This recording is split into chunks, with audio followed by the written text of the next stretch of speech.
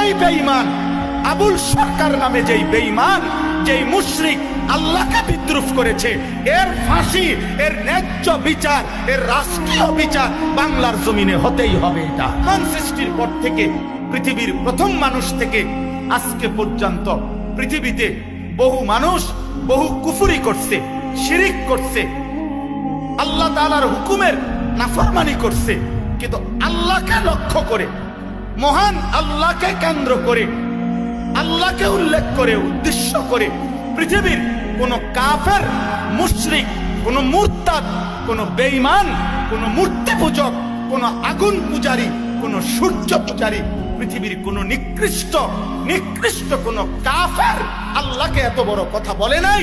এই মানিকগঞ্জের আবুল সরকার নামে ওই বাউল বেঈমান আল্লাহকে যে পরিমাণ কথা বলেছে, এই বেঈমান সরাসরি বেঈমান, এই বেঈমান প্রকাশ্য বেঈমান। মহান আল্লাহকে লক্ষ্য করে কোন মূর্তি পূজক এত বড় কথা বলে, কোন মুশরিক এত বড় কথা বলে নাই, কোন বেঈমান এত বড় কথা বলে নাই। আপনাদের আমার বলার মতো ক্ষমতা নাই।